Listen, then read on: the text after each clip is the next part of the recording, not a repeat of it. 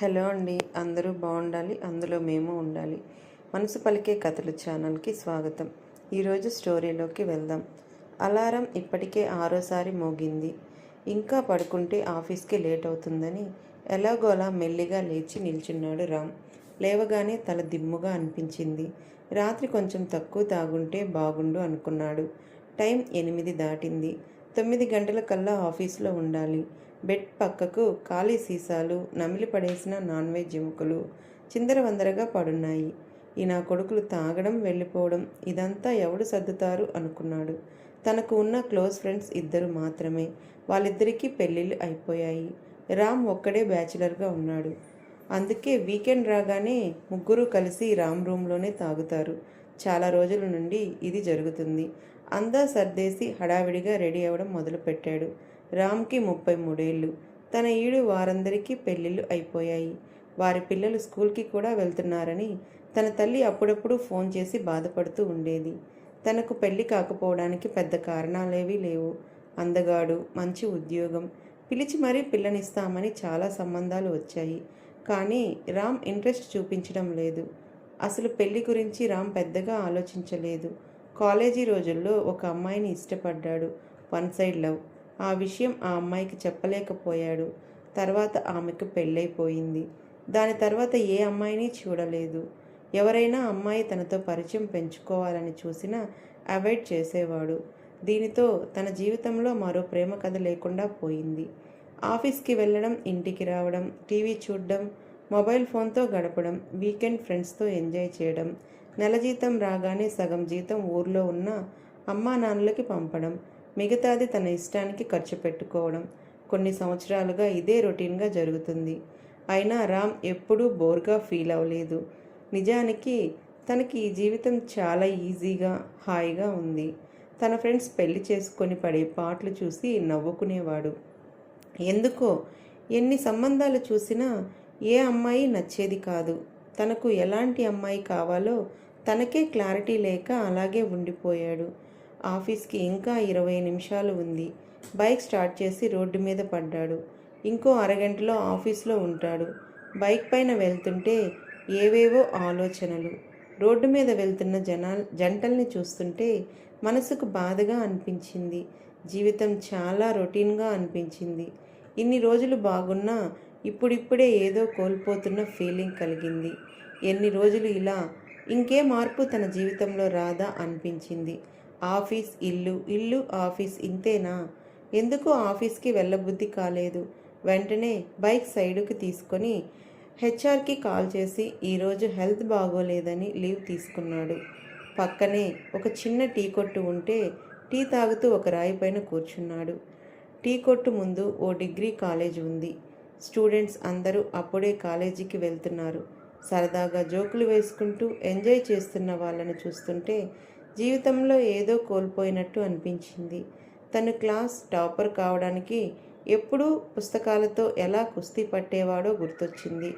ఎప్పుడూ పుస్తకాలే లోకం కావడంతో ఎవరితోనూ ఎక్కువ మాట్లాడేవాడు కాదు. క్లాస్ ఫస్ట్ రావడమే తన చిన్నప్పటి నుండి తన ధ్యేయం. ఎప్పుడైనా రాకపోతే తల తీసేసినట్టు ఉండేది.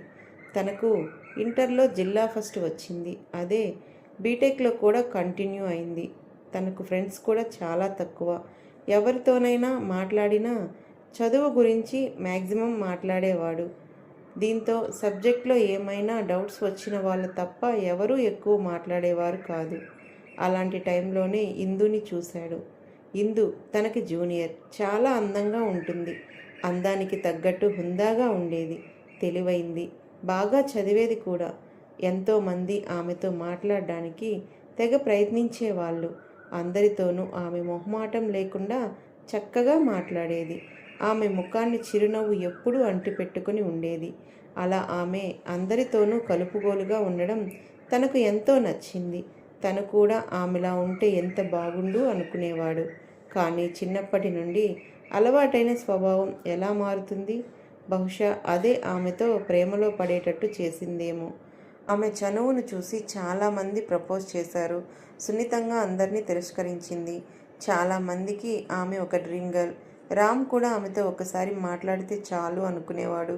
చిన్నప్పటి నుండి ఇంట్రోవర్ట్గా పెరగడంతో ఎవరితోనైనా కొత్తగా పరిచయం పెంచుకోవాలంటే తన వల్ల అయ్యేది కాదు. ఇంకో విషయం ఏమిటంటే ఆ అమ్మాయి వాళ్ళ ఇల్లు రామ్ ఇంటి దగ్గరే. అయినా కూడా కనీసం పేరు కూడా పరిచయం చేసుకోలేకపోయాడు.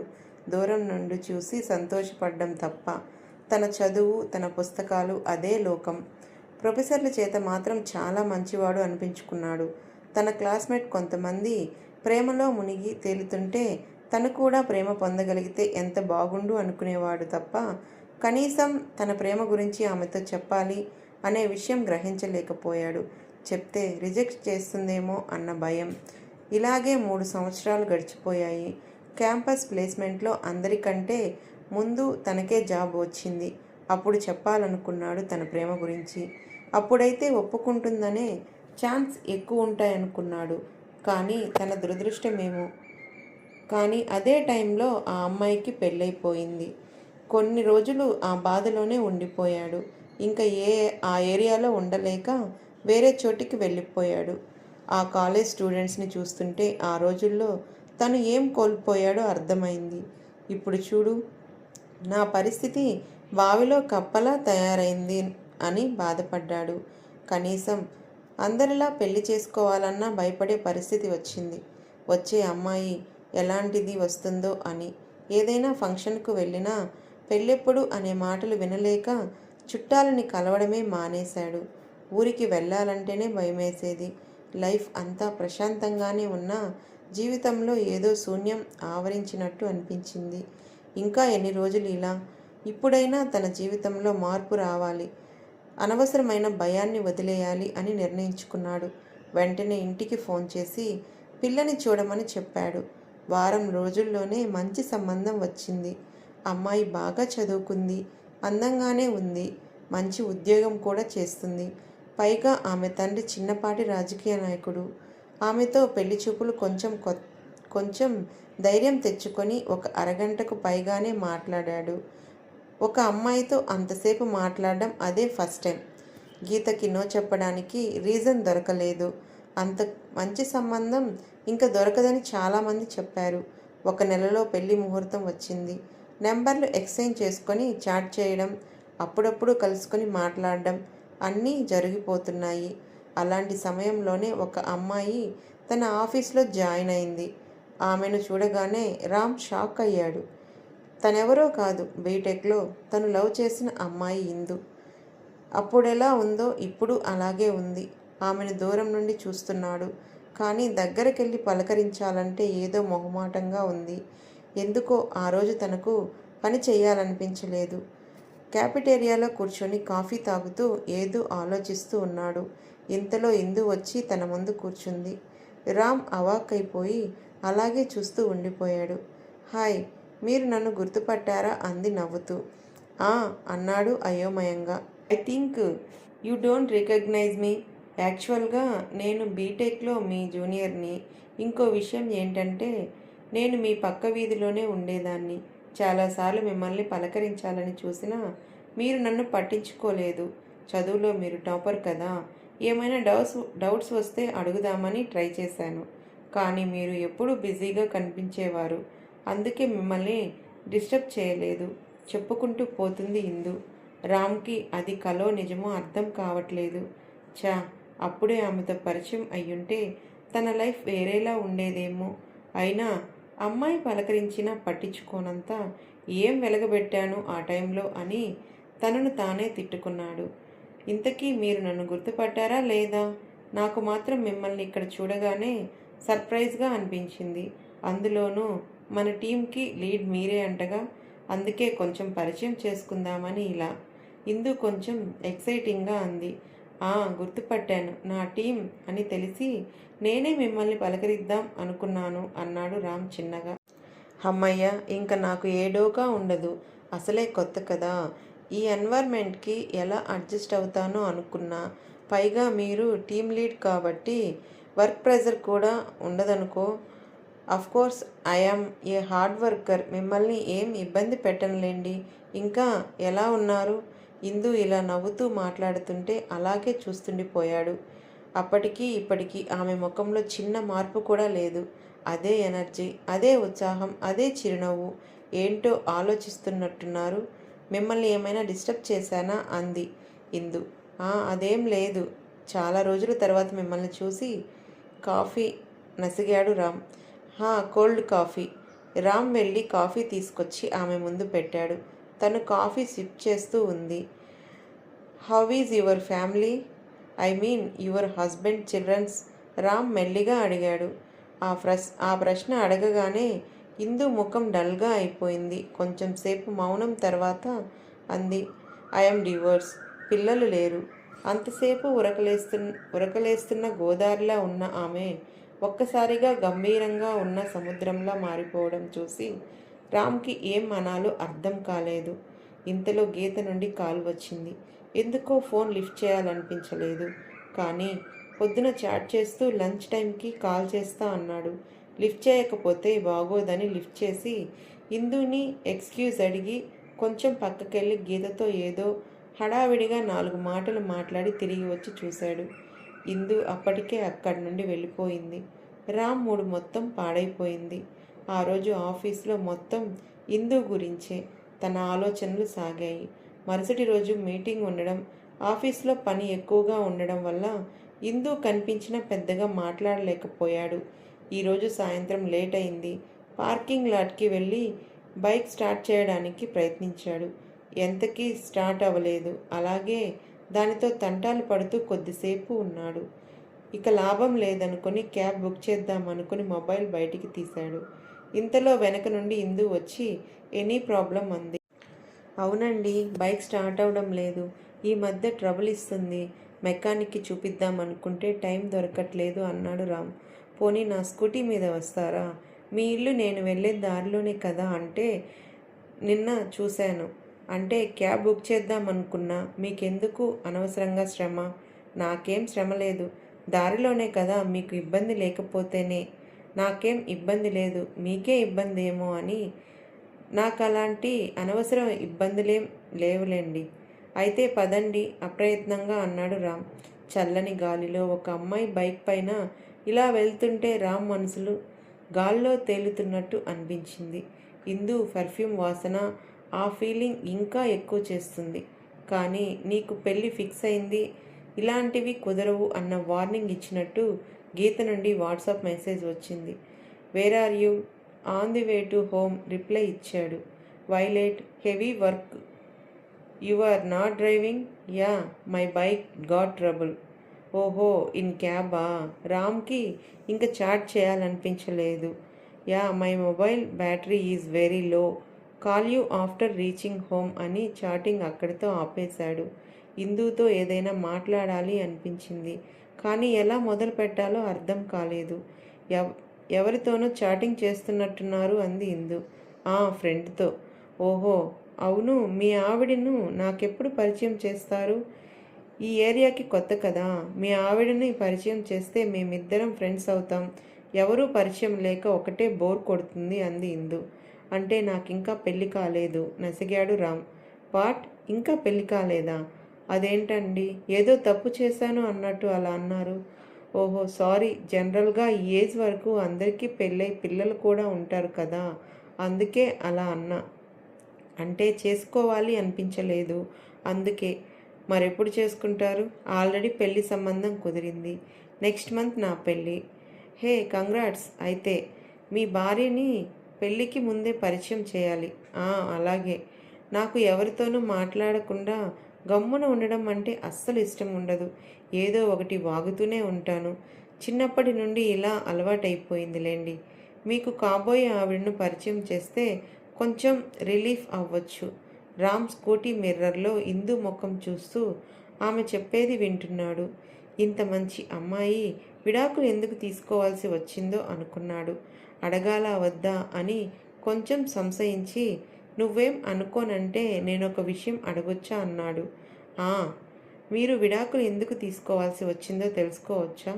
మీకు ఇబ్బంది లేకపోతేనే చెప్పండి మొహమాట పడుతూ అన్నాడు. ఇబ్బంది ఏం లేదులే, ఈ పాటికి చాలామందికి చెప్పానులే, అలవాటైపోయింది. రేపైనా మీకు చెప్పాల్సిందే కదా. నాకు పిల్లలు కారు, నా గర్భసంచిలో ప్రాబ్లం ఉంది, తీసేశారు. అందుకే నన్ను విడిచిపెట్టి వేరే అమ్మాయిని పెళ్లి చేసుకున్నాడు. మా అత్తామామలు కూడా ఆయనకే సపోర్ట్ చేశారు. ఇంకేం చేస్తాం? అదేం నాకు పెద్ద ప్రాబ్లంగా అనిపించట్లేదే. పిల్లల కోసం చాలా సైంటిఫిక్ మెథడ్స్ ఉన్నాయి కదా. పెద్ద ప్రాబ్లం కాదా? ఇవాళ రేపు ఎంత సిల్లీ రీజన్స్కి విడాకులు తీసుకుంటున్నారో తెలుసా? వాటితో పోలిస్తే నాది పెద్ద ప్రాబ్లమే. అయినా మీ హస్బెండ్కి మీ మీద లవ్ ఉంటే అది పెద్ద ప్రాబ్లం కాకపోయిండేది. లవ్వా? నవ్వింది. ఏమైంది? లవ్ అంటే నవ్వొచ్చింది. నాకు చాలామంది లవ్ ప్రపోజ్ చేశారు. నేను ఎవరిని యాక్సెప్ట్ చేయలేదు. కాలేజీలో ఉండగానే మంచి సంబంధం అని నాకు పెళ్లి చేశారు. ఆయనకి బిజినెస్ ఫ్రెండ్స్ తప్ప ఏమీ పట్టేది కాదు. ఇంట్లో ఫ్రిడ్జ్, టీవీ, ఏసీ లాగా నేను కూడా ఒక వస్తువునే తనకి. బైక్ వేగం పెంచింది తను. ఒక అపురూపమైన అందమైన అమ్మాయిని ఇంట్లో పెట్టుకొని ఆమె విలువ తెలుసుకోకపోయాడు వెధవ అనుకున్నాడు మనసులో. ఎంతోమంది కలల రాణిని ఇంట్లో పెట్టుకొని ఒక వస్తువుగా చూస్తాడా? ప్రేమించే హృదయం అందరికీ ఉండదు కదా. దేవుడికి ఎవరికి ఏం ఇవ్వాలో తెలియదు. ఇలా ఏదో ఆలోచిస్తూ ఉన్నాడు. ఇంతలోనే రామ్ ఇల్లు వచ్చేసింది. రామ్ ఈ లోకంలోకి వచ్చి ఇక్కడ సైడుకి ఆపండి అన్నాడు. బైక్ దిగి థ్యాంక్స్ చెప్పాడు. సారీ, నా పర్సనల్ విషయాలు చెప్పి బోర్ కొట్టించాను అనుకుంటా నవ్వుతూ అంది ఇందు. అదేం లేదు అన్నాడు ఆమె నుదురు మీద చిరు చెమటను చూస్తూ. స్ట్రీట్ లైట్ వెలుతురులో మెరుస్తున్న ఆ చెమట బిందువులు ముత్యాల్లా అనిపించాయి తనకు. Okay bye, good night. Bike reverse చేస్తూ అంది తను. Good night. ఇందు వెళ్ళిపోతుంటే అలాగే చూస్తూ నిల్చున్నాడు. రాత్రంతా రామ్కి నిద్ర పట్టలేదు. గీత ఫోన్ చేసినా లిఫ్ట్ చేయలేదు. ఇదేంటి, తను ఇందుతో మళ్ళీ ప్రేమలో పడిపోతున్నాడా? ఈ టైంలో ఇది కరెక్టేనా? అందరూ ఏమనుకుంటారు? అందరి గురించి వదిలేసిన గీతకి తెలిస్తే తన గురించి ఏమనుకుంటుంది? ఇలా రకరకాలుగా ఆలోచిస్తూ ఉండిపోయాడు. రోజులు గడుస్తున్న కొద్దీ రామ్కి భయం పెరగడం మొదలైంది. ఇందు తన జీవితంలోకి రాకపోతే గీతనే పెళ్లి చేసుకునేవాడివి కదా అని సర్ది చెప్పుకుందాం అనుకున్నా దేవుడే తన కోసం ఇందుని తన ఆఫీస్కి పంపాడని మనసు మళ్ళీ మళ్ళీ చెప్తుంది. ఇంకా ఏదో ఒకటి తేల్చుకోలేకపోతే జీవితాంతం బాధపడాల్సి వస్తుందని నిర్ణయించుకున్నాడు. ఆ రోజు ఆదివారం కావడంతో తీరిగ్గా వరండాలో కూర్చుని పేపర్ చదువుతున్నాడు. రామ్ అప్పుడప్పుడు పిచ్చుకల శబ్దం చేస్తుండడంతో అటువైపు చూస్తున్నాడు. 2 పిచ్చుకలు గోడ మీద కూర్చొని సరదాగా సరసాలాడుకుంటున్నాయి. వాటినే కొద్దిసేపు చూసి పేపర్ పక్కన పడేసి ఇంట్లోకి వెళ్ళాడు. ఆమె వంటగదిలో కూరగాయలు తరుగుతూ ఉంది. నుదుటిపై చెమట వస్తుంటే ముంగుర్లని వెనక్కి సర్దుకుంటూ ఉంది. ఆ టైంలో ఒక చేయి తిరిగిన చిత్రకారుడు ఎంతో శ్రద్ధతో వేసిన పెయింటింగ్లా కనిపించింది. ఆ దృశ్యం అదృశ్యం కావద్దు అనుకొని వెంటనే మొబైల్ ఫోన్ తీసుకొని ఆమెను దూరం నుండే ఫోటో తీశాడు. ఇందు అతని వైపు చూసి ఏం చేస్తున్నావు అంది. ఏం లేదు, నా ఏంజల్ని ఫోటో తీస్తున్నా అన్నాడు రామ్. అబ్బో అంది తను టమాటాలు తరుగుతూ. వెంటనే వెళ్ళి ఆమెను వెనక నుండి వాటేసుకున్నాడు. ఏంటండి ఇది అంది ఆమె ఇబ్బంది పడుతూ. ఏం, నా భార్యను నేను వాటేసుకుంటే తప్ప అంటూ ఇంకా బలంగా హత్తుకున్నాడు. ఇంతలో కాలింగ్ బెల్ మోగింది. ముందు ఎవరొచ్చారో చూసిరండి అని ఇందు అనడంతో వెళ్ళి డోర్ ఓపెన్ చేశాడు. ఎదురుగా గీత నిల్చుని ఉంది. ఆమె వెనకాల ఇంకో అబ్బాయి ఉన్నాడు. లోపలికి రావచ్చా అంది గీత. ప్లీజ్ కమిన్ అంటూ లోపలికి ఆహ్వానించాడు రామ్. ఇందు కూడా వారిని చూసి హాల్లోకి వచ్చి గీతని విష్ చేసి కూర్చోబెట్టింది. తిను సురేష్, నెక్స్ట్ వీక్ మా మ్యారేజ్ ఉంది, మీరిద్దరూ తప్పకుండా రావాలి అంటూ పెళ్లి పత్రిక తీసి వారి చేతిలో పెట్టింది గీత. ఓహో కంగ్రాట్స్, తప్పకుండా వస్తాం అంది ఇందు. కొద్దిసేపు మాట్లాడాక వాళ్ళిద్దరూ వెళ్ళిపోయారు. గీత చాలా మంచి అమ్మాయి కదండి. నా వల్ల తన పెళ్ళి ఆగిపోయినా అవేవి మనసులో పెట్టుకోకుండా తన పెళ్ళికి ఇన్విటేషన్ తెచ్చి ఇచ్చింది అంది ఇందు. అవును అన్నాడు రామ్. ఆ రోజు కాఫీ షాప్లో జరిగింది గుర్తు తెచ్చుకుంటూ. పెళ్ళి 10 రోజులు ఉందనగా గీతని ఒక కాఫీ షాప్లో కలిసి ఇందు గురించి చెప్పాడు రామ్. తను కాలేజీ రోజుల్లో ఎంతగా ఆమెను ఆరాధించాడు. ఆమె జ్ఞాపకాల్లో వేరే అమ్మాయిని ఎందుకు తన జీవితంలోకి ఆహ్వానించలేకపోయాడు. ఇప్పుడేం జరుగుతుందో అంతా పోసగుచ్చినట్టు చెప్పాడు. వేరే అమ్మాయి అయితే ఎంత రచ్చ చేసేదో తెలియదు కానీ గీత మాత్రం రామ్లో ఉన్న నిజాయితీని చూసి అతన్ని అర్థం చేసుకుంది. నెలకు అమ్మాయిని ప్రేమించే ఈ రోజుల్లో అన్ని సంవత్సరాలు ఒకే అమ్మాయిని తలుచుకొని ఉండడం ఆశ్చర్యంగా అనిపించింది తనకు. ఆ టైంలో తనకు గుర్తొచ్చిన ఒకే ఒక వ్యక్తి సురేష్. సురేష్ గుర్తుకు రాకపోయింటే బరస్ట్ అయిపోయేలా వేరేలా అనిపించేదేమో. సురేష్ కూడా 6 సంవత్సరాల నుండి తనకు ప్రపోజ్ చేస్తూనే ఉన్నాడు. కానీ ఎప్పుడూ ఇబ్బంది పెట్టేలా ప్రవర్తించలేదు. సురేష్ ఇల్లు వాళ్ళ వీధి చివర్లో ఉండేది. మొదట్లో ఆటో నడిపించేవాడు. అక్కడే తనతో పరిచయం అయింది. తర్వాత కారు కొనుక్కొని క్యాబ్ నడిపాడు. ఇప్పుడు సొంతంగా 4-5 కార్లు వరకు కొని క్యాబ్లకు రెంటుకు ఇస్తున్నాడు. కష్టపడే తత్వం కలవాడు. పైగా ఏ చెడు అలవాట్లు లేవు. నీ ఇన్స్పిరేషన్తోనే జీవితంలో పైకి రావాలని నిర్ణయించుకున్నానని ఎప్పుడూ చెబుతుండేవాడు. గీత ఐఐఎంలో ఎంబీఏ చేసింది. పెద్ద కంపెనీలో మంచి పొజిషన్లో ఉంది. దాంతో సురేష్ ఎప్పుడూ తన స్టేటస్కి సరిపోడేమో అని దూరం పెట్టేది. అయినా ఈ ప్రేమలు దోమలు వేరే బెటర్ చాయిస్ దొరికే వరకే అన్న అపోహలో ఉండేది తను. అప్పుడు అతని ప్రేమలో నిజాయితీ తెలుస్తుంది ఆమెకి. సిన్సియర్గా ప్రేమించే వాళ్ళు ఈ జనరేషన్లో కూడా ఉంటారని అర్థమైంది తనకు. ఆమె మనసు కొంచెం తేలికైనట్టు అనిపించింది. ఇంతకీ ఆమెకు ఈ విషయం చెప్పావా లేదా అంది రామ్ వైపు చూస్తూ గీత. లేదు అన్నాడు రామ్. ఆమెకి చెప్పకుండానే నాతో పెళ్ళికి క్యాన్సిల్ చేయాలనుకుంటున్నారా? ఆమెను మనసులో పెట్టుకొని మిమ్మల్ని పెళ్లి చేసుకోవడం కరెక్ట్ కాదనిపించింది.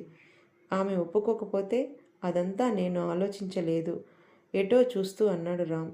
అయితే ఫోన్ చేసి వెంటనే ఆమెను ఇక్కడికి రమ్మను అంది గీత కొంచెం గట్టిగా.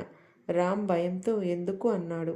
ఎందుకో తర్వాత చెప్తా, ఏం భయపడకండి, ముందు ఫోన్ చేయండి, అట్లీస్ట్ ఆమెను నాకు పరిచయం చేయరా అనడంతో తప్పక ఇందుకి ఫోన్ చేసి ఆ కాఫీ షాప్కి రమ్మన్నాడు. అరగంట తర్వాత వచ్చింది ఇందు. గీత తనను తాను పరిచయం చేసుకొని ఆ విషయం ఈ విషయం మాట్లాడుతూ రామ్ ఇందుని ప్రేమిస్తున్న విషయం మెల్లిగా చెప్పింది. ఇందు ఒక్కసారిగా ఆశ్చర్యపోయింది. తర్వాత గీతనే కాలేజీ రోజుల నుంచి జరిగిందంతా ఇందుకి అర్థమయ్యేలా చెప్పింది. రామ్ టెన్షన్ పడుతూ కూర్చున్నాడు. ఒక అమ్మాయికి అంతగా ప్రేమించే మగాడు దొరకడం కన్నా ఇంకా ఏం అదృష్టం ఉంటుంది అంది గీత. కానీ నాకు పిల్లలు కారు, ఈ విషయం తెలుసుగా అంది ఇందు బాధపడుతూ. పిల్లలు కాకపోతే ఏం, నిన్నే చిన్నపిల్లలా చూసుకుంటాడు. అంతగా కావాలంటే దత్తత తీసుకోండి, లేదా వేరే విధంగా ట్రై చేయండి, తప్పేం లేదు అంది గీత ఇందు చేయి పట్టుకొని. ఇందు కళ్ళలో నీళ్లు నిండిపోయాయి. తన మనసులోని మాటను గీత చెప్తుంటే ఆశ్చర్యపోయాడు రామ్. నువ్వేమైనా చెప్పాలనుకుంటున్నావా అంటూ రామ్ వైపు తిరిగింది గీత. కొంచెంసేపు మౌనం తర్వాత రామ్ ధైర్యం తెచ్చుకొని, ఇందు, నిన్ను నా ఇంట్లో వస్తువులా కాదు, నా జీవితంలో వెలుగులా చూసుకుంటా. నిన్ను బాగా చూసుకుంటానన్న నమ్మకం నాకుంది. అదే నమ్మకం నీకు కూడా కలిగేలా చూసుకుంటా అప్రయత్నంగా మాట్లాడేశాడు. గీత ఇందు వైపు తిరిగి, ఒక ఆడదాని మనసు ఆడదే అర్థం చేసుకుంటుంది అంటారు. కానీ మగాడి మనసు కూడా ఆడది అర్థం చేసుకుంటే ఆమె జీవితం ఇంకా బాగుంటుంది. నా పెళ్లి గురించి ఆలోచించుకు. మా నాన్నకు నేనంటే చాలా ఇష్టం. ఆయన్ని కన్విన్స్ చేయడం నాకు పెద్ద విషయం కాదు. రామ్ నీకు మంచి మ్యాచ్, ఆలోచించుకో అంటూ లేచి ఆల్ ది బెస్ట్ అంటూ ఇద్దరికీ షేక్ హ్యాండ్ ఇచ్చి అక్కడి నుండి వెళ్ళిపోయింది. కొన్ని రోజులకి ఇందు రామ్తో పెళ్ళికి ఓకే చెప్పింది. అదంతా గుర్తు తెచ్చుకున్న రామ్ గీత లాంటి మంచి అమ్మాయిలకి అంతా మంచే జరగాలని మనస్ఫూర్తిగా కోరుకుంటూ ఇందాక ఎక్కడో ఆపామంటూ ఇందుని వాటేసుకున్నాడు. ఈ కథ మీకు నచ్చినట్లయితే లైక్, షేర్, సబ్స్క్రైబ్ చేసుకొని కామెంట్ చేయండి.